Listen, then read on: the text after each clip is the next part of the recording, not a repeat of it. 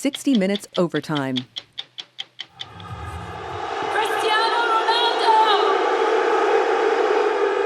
Let's talk about Saudi Arabia's investment in sports. Our story this week on 60 Minutes is about sports washing. And away they go. Essentially, it's using sports Perez leads them through the first corner to perhaps launder an image. How much of this is to project an image to the outside world? It's all about our people and about investing in Saudi and the capabilities of Saudi Arabia. We sat down with Prince Abdulaziz bin Turki Al Saud, who's the Minister of Sport for Saudi Arabia. Human rights organizations said what's going on in Saudi Arabia right now is nothing other than sports washing, the country simply laundering its reputation for gross human rights abuses, detention without trials, and torture, even murder of its political opponents. What's your response to that? It's not true.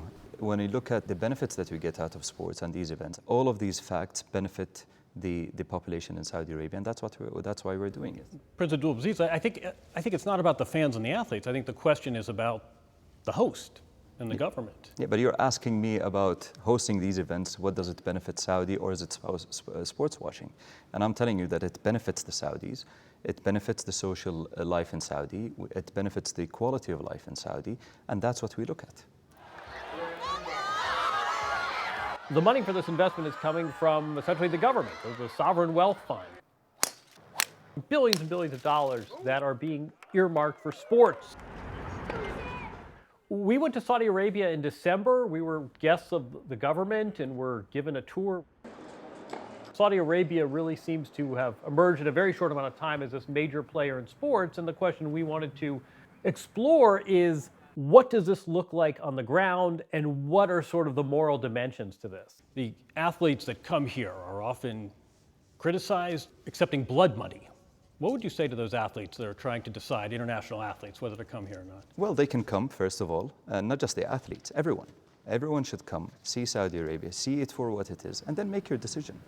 So are there not universals? Are there not thresholds for human rights that need to be met? It depends on how you gauge human rights and what are the facts behind that. So all of these things go down to, a lot of, I'm sure there are a lot of more credible people than I am to talk about that. The Saudi human rights record, including in recent history, is, it's the proverbial fly in the ointment. I mean, that is why this is being met with some pushback. Your Royal Highness, do you ever wonder how much easier your job would be were it not for the killing of Jamal Khashoggi? You could be talking about sports and not about murdered journalists. Well, I'm talking about sports, and you should ask me about sports. I say any murder is a horrific act, whatever takes that action, or whoever takes that action, and we condemn that. I'd love to live in a perfect world with no issues, but we know the facts. That's not the reality of what we live in.